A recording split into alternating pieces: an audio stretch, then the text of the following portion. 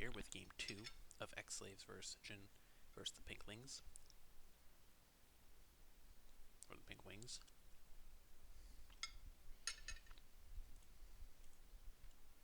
We're gonna have another TVT.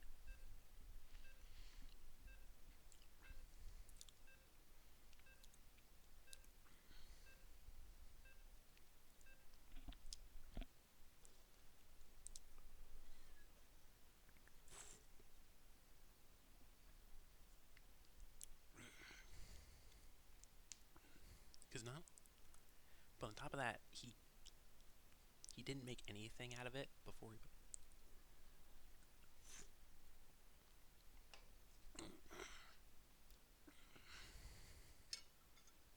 Just like a raven and like.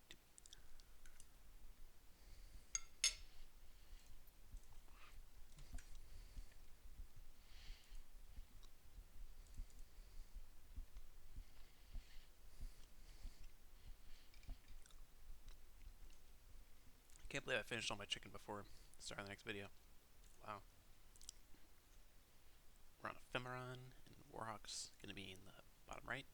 And then we got Mev in the top left. Red versus pink. I just realized that he's pink because our team is pink.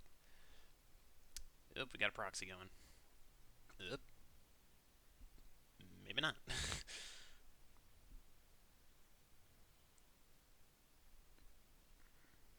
Okay.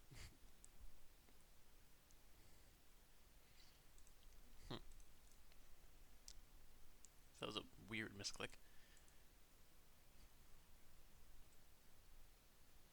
So with that second gas being taken around this time, we're definitely going to see Factory before CC. Which personally I think is overall the better way to play this.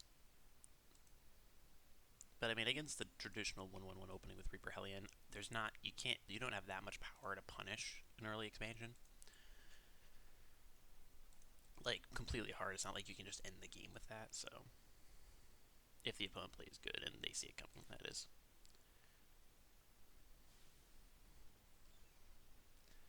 I would love to see him gas block him here. Like, if I were him and I saw a Terran with only one gas geyser, I would definitely gas block. Like, this is definitely a waste. Your guy's lower health. It's not gonna happen.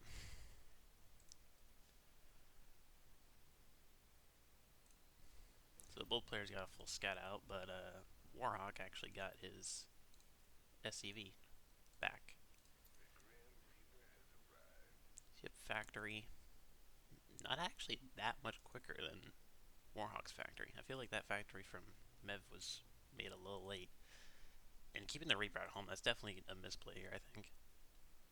When your opponent goes for a CC, oh my god. This is exactly why you don't just throw away your SCV like that. If he went all the way around and went here, he would see that there was CC. Now, he should kind of hint at that because he didn't have a second gas geyser, but he's not going Reaper Hellion either. He's just going to go straight into Siege Shank. Oop, nope, Cyclone. Building two Marines, only got one Reaper, so neither's actually going aggressive with their Reapers. Well, just now he's going aggressive with Reaper very late, which is a bad idea because his opponent went Reaper Hellion. He just has less units, and Reaper Hellion can chase down the Reaper. So he's going for Hellions, but not continuously making Reapers, which is kind of odd.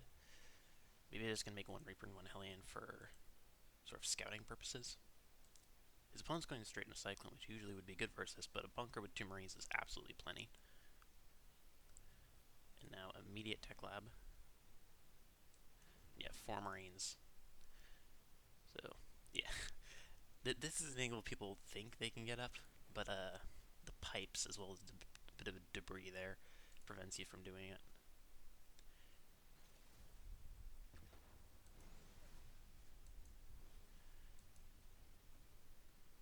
A little miscontrolled, because he didn't have to go through there. He could have gone through there and he wouldn't have run into the Hellion. But, ooh, and a cross paths. A little surprised WarHawk didn't see that. And he's going to manage to get back. Now this, if you actually move command like this, it could actually kind of mess up because you can't actually go through there. So it can sometimes, depending on where you're clicking, mess up sort of the micro. Yeah, I would say sacrifice Reaper for the Reaper, or Hellion for the Reaper. And usually that wouldn't have done anything, but he was not microing there at all. So WarHawk's going straight into Raven again. Come on, Hellion survived at 2 HP. Usually, usually I would say like repair that Hellion, but I mean it's TVT. Hellion's gonna be pretty useless. So yeah, both going Raven at the same time. So this is quite a lot more mirrored than the other game, which was mirrored at the start, but that was about it.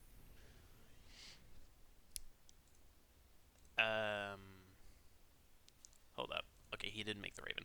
I was confused there for a second. I thought the Raven didn't go out. He built a tech lab on there. He started producing Raven and switched it off. But nope. Yeah, this is also a bit of a misplay. I feel like some people, too many people make, which is that this barracks can't have an add-on on it unless it flies around. So you should never build two buildings directly next to each other as Terran, especially on the right side of each other, because you can't build an add-on. You have to fly over, which can be a little tedious. So when you have one, when you're gonna fly one over, there's no point flying this over, especially since you waited a second and then built the add-on. You should just fly this over a little bit more and then build the barracks, or just build the barracks like a tiny bit above. Okay, or that, or just currently use the starport. Just don't produce anything off the starport and just use it for just quicker add-on, like add-on production. I've never seen this. Like, I feel like that's really weird. Yeah, so now he's doing it vertically, so the add-ons won't get there. So double tank, third CC much quicker for WarHawk, and you can't really be punished for it. You have to have pretty solid air advantage, a decent chunk of bio, as well as a decent tank count. Currently he's at 2. Bio count's very small. He does have 1 Cyclone and 1 Raven, but no Vikings, no Medivacs, no nothing. And his is gonna land before the CC's even finished. Oh man, Mev's actually gas blocked currently. He's got a Medivac with a reactor on it, but he's not producing it, anything. And WarHawk's floating quite a lot of minerals. He's trying to get these racks up so that he can put some add-ons on them and start making a bunch of Marines, because currently he's floating a bit too much. I don't know why, but WarHawk this whole game has had his buildings finish and then like a few seconds later built the add-on instead of like instantly doing it.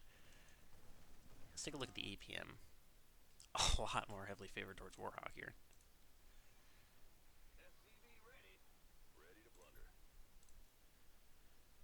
Let's take a quick look at WarHawk's perspective. Mineral field depleted. Upgrade. Your add-on's done. Now, interesting, WarHawk going into double medevac. Mev went double Viking into medevacs, which I feel like is kind of odd. I feel like you should go, if you're gonna go medevacs into Vikings, you should go for either like 6 medevacs and then just make Vikings, like 4 or 6, or make like 2 and then just go right into Vikings. So you have like some, so at least you have some medevacs, but then you're not going to be giving up the air advantage. Like if someone just continuously builds medevacs like WarHawk did the previous game, you'll have an air advantage. Yeah, I feel like WarHawk's biggest problem is the fact that he moves out around the time that sensor towers come up, and he doesn't build sensor towers himself. And sensor towers are very crucial to TVT. However, yes, okay, this is actually a bit misplayed. He moved his bio, but didn't actually move his tanks. He could have moved this, but he decided to move the ones in the main, which were very far off. And he also sieging up late.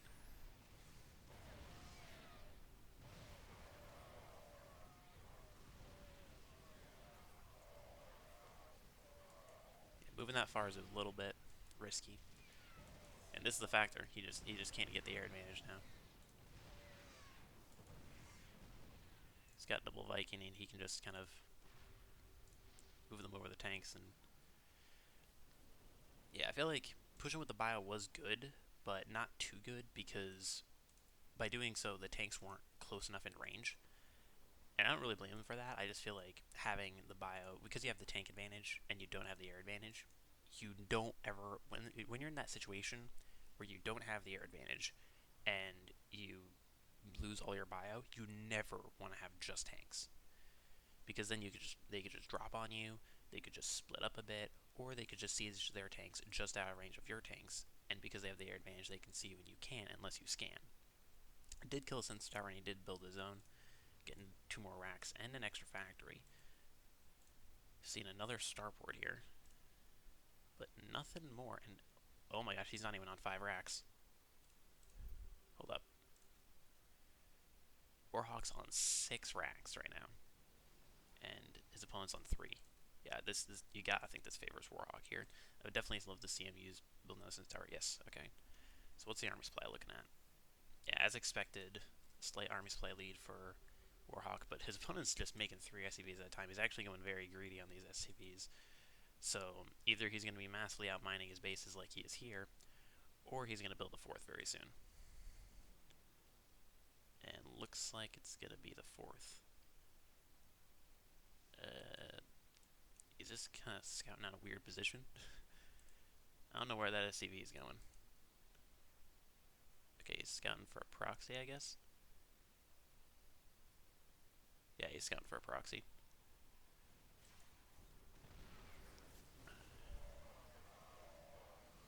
Yeah, and this is another issue. You don't want to have just pretty much tanks and that's it.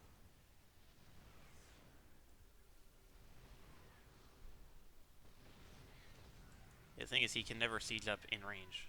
He actually lost his air advantage. He's got another Viking here, and he's just got another one pop, but not in time. He needs to hold command his Marines a bit closer.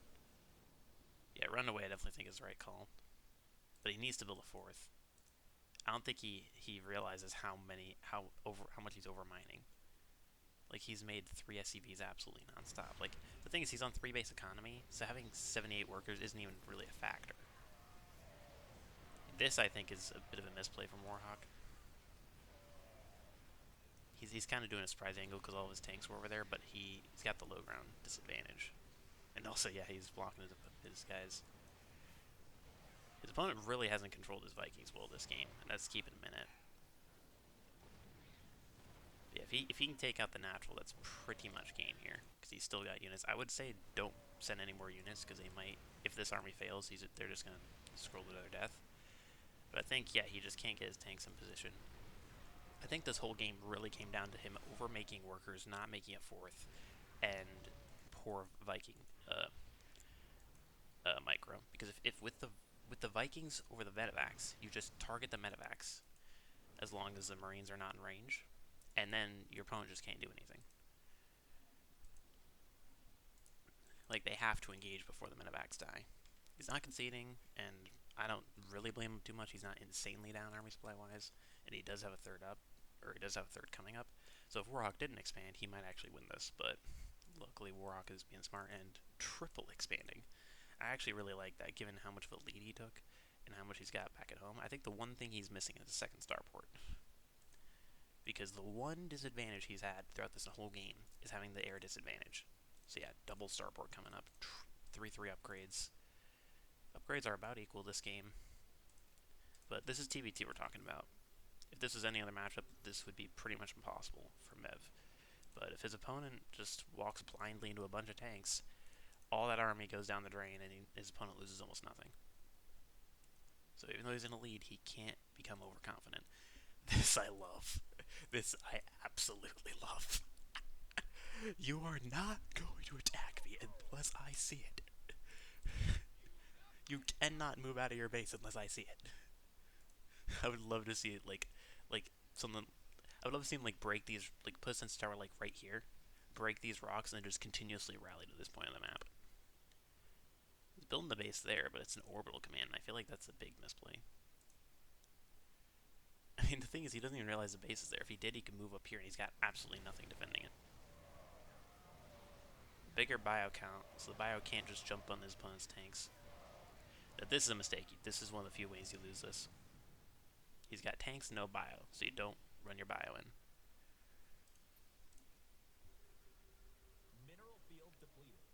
If I were him with how close it was, I would send either one medevac over, just boost it over there and look, or send him single marine. Tank's very, very low though, so I agree with the point of just back up.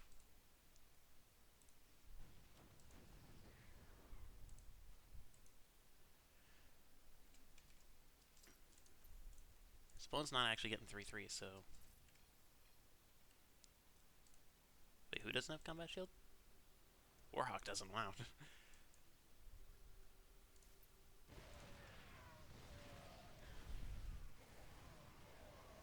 WarHawk doesn't even really need to engage here, because Zarya just has so many more bases. But, I mean, he's just taking a lot better fights. I feel like his opponent's micro and positioning is just really lacking this game, especially with the Vikings. Yeah, this is something I think we haven't seen enough, because his opponent's had Vikings, but he's not really been using them properly at all. Especially, like, look here. You see the Vikings here? Just go around here, and then drop on the Vikings over there. Or drop on the Siege Tanks over there.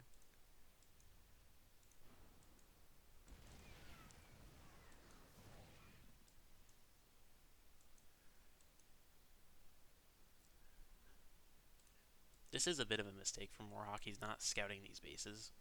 And at this point, when you're this far ahead, you really should be saying to yourself, how do I lose this game? Like, what are the few ways that I lose this game? How do I manage to lose when I'm this ahead? And one of the few ways of doing that is proxy bases. Like, imagine if the sensor tower wasn't here and and his opponent had a base there, and he's about to build a base here. He's gonna put a base there. He's got a base here. Like, WarHawk should theoretically have way more bases, but he actually doesn't. Hold up. He lifted up that. Oh, he's doing it to there. He didn't actually rebuild there. Interesting. There's a fusion core coming up for WarHawk, and that's pretty much gonna be able to nail in the coffin. If you've ever got a decent lean TBT, that's something you should do, because if you can keep the BCs hidden until you can get to like double digits, you can just TP with like 10 BCs, and all the opponent's got a bunch of tanks, a bunch of medevacs, liberators, stuff that either doesn't shoot or is terrible at shooting BCs. There's nothing the opponent can do. Yeah, now he scans and he actually sees the CC floating over, so there's no way. There's definitely gonna be a big fight here. Oh, not surprising, very surprising there. It sees the units moving across there. He's got a single Widow Mine, which isn't really gonna do much. I assume that was just a misclick on WarHawk's part, production-wise. I've done that quite often. It's a very common mistake. Yeah, I mean, when you're this far ahead, you really shouldn't let your opponent get maxed. I feel like because WarHawk didn't know this base was here, and he's been playing, he's been focusing too much on one position, not even scouting the others. I feel like he's let his opponent get back in this game. Now, with the sensor tower spam, he has full information, at least on where his opponent is. And you can also kind of guess what those units are. Like, those are going to be Vikings, those are obviously Liberators, because they moved and are just static. His opponent, on the other hand, kind of knows that he has a base here, might have a base there. And yeah, he actually still doesn't have the air advantage. He's getting BCs, but air advantage is everything in this game, and also he's not hold commanding. That's the one important thing about TBTs. You gotta make sure you hold command. The littlest mistakes could cause you to lose the game, and not hold commanding is one of them. And if you look at the army supply, his opponent's actually ahead. The reason for this is because WarHawk has been playing too passive, and yeah, you see him getting 5 BCs now. But those BCs aren't going to matter at all if he loses everything and kills almost nothing. The thing is, 5 BCs alone doesn't even fully kill this. He's got a lot of Marines. And yeah, so, okay, big round of Vikings here.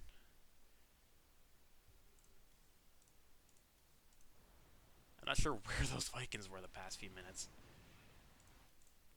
They could 4 more Vikings and more BCs. I mean, the surprise worked out well, but I feel like he lost a bit more than he could. Even if he didn't bring the Vikings, if he hold commanded, he wouldn't need to lose that much. Okay, anti-armor missile's gonna kind of bait him away. He's gonna start building the base here. I would like to see WarHawk build a base here. This is going to late game. Okay, the BCs have come out. the BC production time? It's like a full minute, right? Yeah. 64 seconds. Yeah, when you're in kind of a stalemate like this is the one thing that kind of just completely cripple your opponent. However, in this case, not so much because all of his outer bases are planetaries. You could drop here. Oh, he scans. How many? Okay, he says 3 of them. One of which he didn't see the tech lab on. But if you see 3 starports with tech lab, you know what that means. He knows there's got to be a fusion core somewhere. I mean, it's either Mass Raven or Mass BC. And Mass Raven might actually be pretty good in TBT.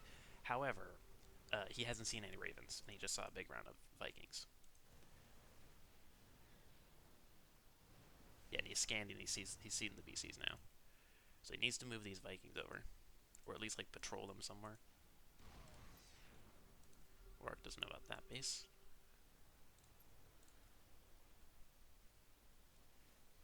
So yeah. If WarHawk had, like, perfect scouting in this game, this game would be nowhere close. But WarHawk still is in a very good position. You just really need to hold command of the bio, and he pretty much can't lose because he's got BCs, and BCs in a big enough number will kill everything the Terran has. It will kill all the siege tanks. It basically just needs to kill the Marines and the Vikings, and after that it kills all the Liberators easily, all the medevacs and siege tanks, and they can't even fight back. Now this is a mistake, moving in with the Vikings and BCs, and that's pretty much it. Especially because if you're going to do that, the Vikings are faster, so you need to make sure that those are behind the BCs so they engage around the same time. Currently, he's kind of just baiting into siege tanks, which usually would be good, but he's only got bio, and he's not remaking anything. He's going to just mass BCs here.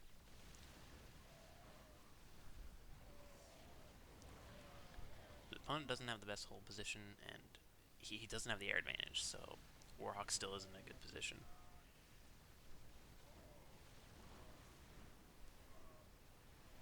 So even though WarHawk did make mistakes, he was in big enough lead, it didn't matter too much. And he didn't make any just completely game-ending mistakes. So WarHawk is still going to win this.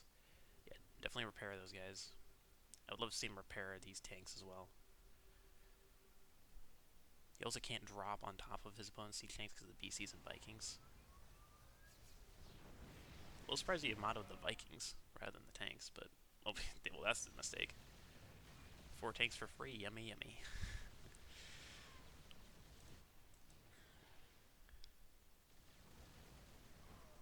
Yeah, he's gonna run and engage. Tanks are still there. Yeah, WarHawk's just getting to that critical mass. Even though he loses a BC, his opponent's got almost no bio. He's got 2 Thors coming though, 3 actually. You need to keep running WarHawk. Oh, he doesn't know about the Thors. He really needs to run here. BCs are only good if you have a critical mass of them, especially in TVT. He's got 4 more coming, but he needs to repair those.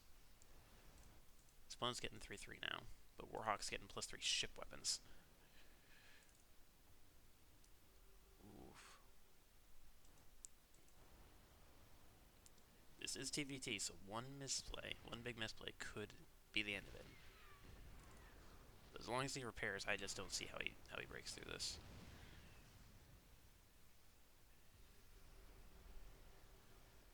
Oh man, that's so many Vikings so clumped up. He's right. He's building the base here. He's got this base up. He doesn't realize it. Now, I wonder if his opponent just like TP to a base, would that be good? Because he doesn't actually. He's got like this base half mining. He's got all these bases. He's about to take this one. If he TP to like this base and went like a mini base trade, he would have nothing here. He would have the BCs just kill everything and nothing shoots back. But then he moves in here. Even if he loses this base, he loses like part of his army. I mean, that's a super risky play in your head, so I don't think you should do that, but it is something you could do here, especially if you knew about that base. Or just TP you into the main and kill all his enemy's production.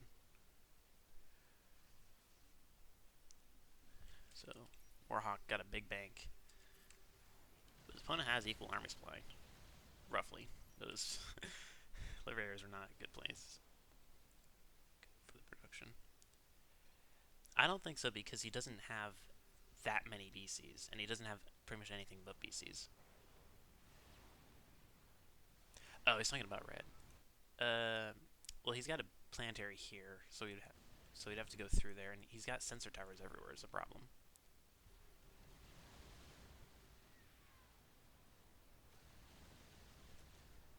Yeah, they can't hear us, but I mean, it is kind of dumb to just constantly keep talking in chat just about the game.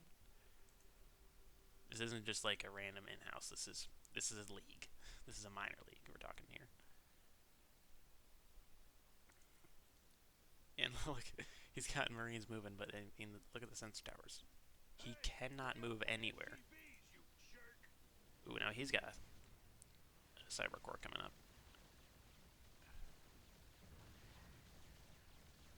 So he gotta kill some of the SCVs. That was a bit of a misplay from him. But yeah, actually splitting them up one BC pretty much everywhere. That's a pretty good idea actually to kill a good chunk of the SCVs, because he's got a big bank, so just preventing his opponent from doing that, force him to make more SCVs. It's solid, but you definitely need to make sure you don't want to TP in there. You want to just move, especially like to the natural, for example, and you want to TP out, because currently he's sacrificing BCs for workers, and that's definitely not worth it this late in the game. WarHawk can still lose this if he keeps throwing away units like that. Like, that's one of the few ways that WarHawk loses this. And given how big of a bank he has to lose a fight, like, very badly.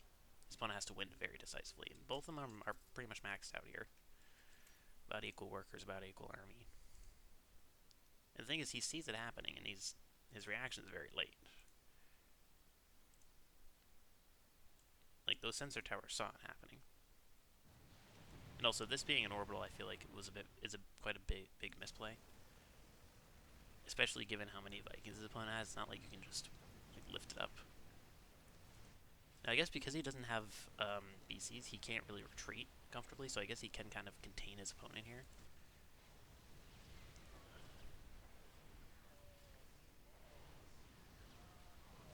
And yeah, this fight, well, actually, he doesn't have, like, he has a few tanks sieged. I couldn't even tell. Yeah, they weren't even sieged. So this is about an equal trade here, but this favors WarHawk if it's an equal trade because he's got a much bigger bank. He can remake those BCs easily.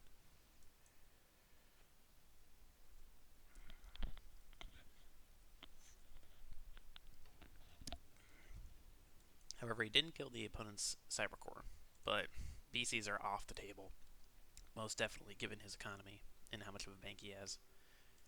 He's got 1,000 gas, and he's barely got any minerals. He's got and this is the thing in issues, that he made a bit too many SCVs. Like, look here. A bunch of these SCVs that are 29 just aren't even mining, because if you look at this guy, he's just like, I want to work. Where's the work? You can't work, because there's not enough space.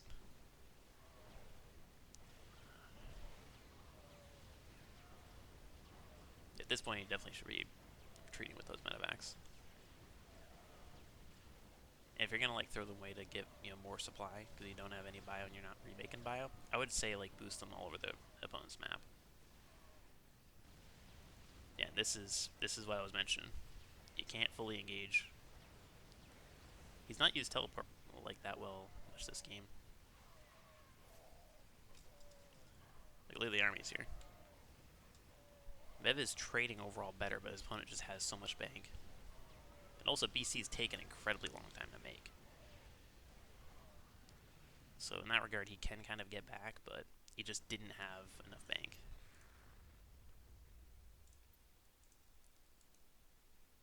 Yeah, that one fight over there where he was just kind of shredding Marines little by little really hurt him a lot. But I feel like he's not... WarHawk, if he used teleport every now and again, like he teleported the weak ones away, WarHawk, where's your rally, buddy?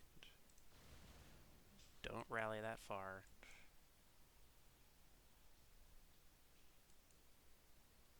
Where the heck? The rally's right to here, so why did they move all the way there?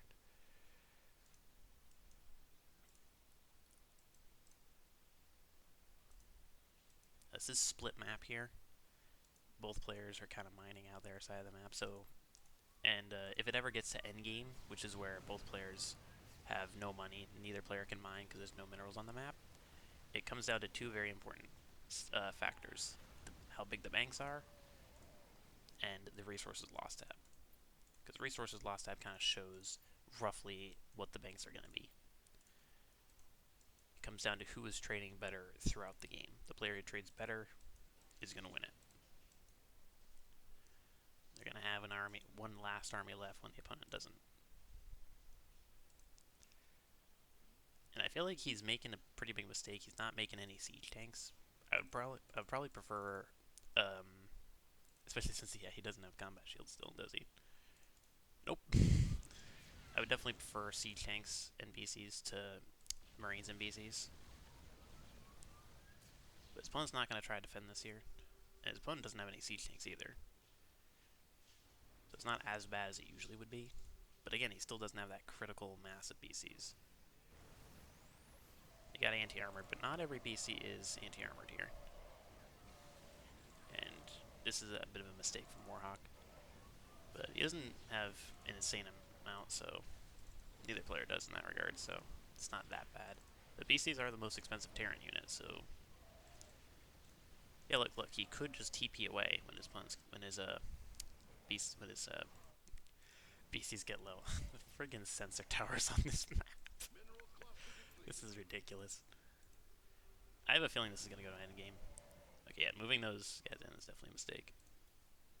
He's got another round of BCs, but I feel like WarHawk he wants to trade because he thinks he has like a much superior economy, which he doesn't actually. Like, what you want to do here when you're playing BCs against someone who's struggling with Marines and Vikings, and also doesn't have any like anti-air in the air, what you want to do is you want to wait until you can get to a critical mass. You want to wait until you got at least double digits of BCs, and then engage.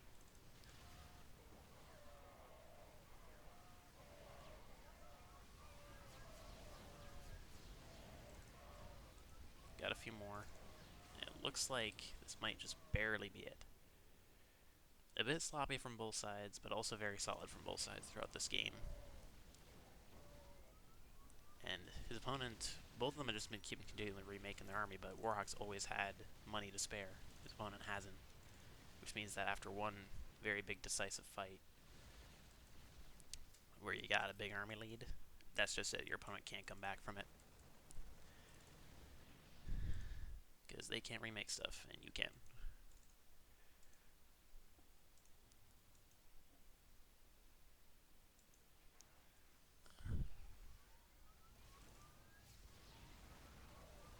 Raven has helped him out quite a bit. And I actually would have loved to have seen multiple Ravens this game from him, given how it proceeded.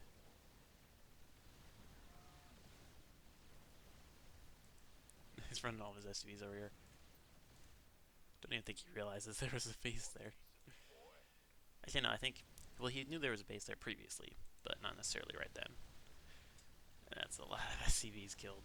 And usually that wouldn't be that bad this late in the game, but not in this case, because WarHawk is way ahead, both economically and army-wise, and this, I can comfortably say, is game. This is a lead that is, even in TVT, is pretty much impossible to come back from. He's got 5 more BCs on the way. That's going to put him to 12. That's a critical mass of BCs. His opponent does not have any production at all because he just doesn't have the money. At this point, he doesn't even need to run. At this point, he should just A-move. And yep, he realizes that that cluster is not that big. And yeah, those BCs are just going to die to his opponent. Or those BCs are just going to whittle away all the Marines. I don't know why I cannot talk right now.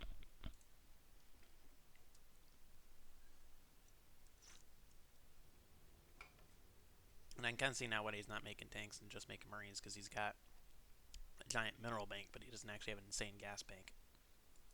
He's also got orbital here, orbital there. He's not remaking bases because he didn't have the money. So he's got to float them over, which means they're not planetaries, which means the Marines can easily come in and A-move. And just kill everything. And yep, his opponent has no army left. That's it. GG.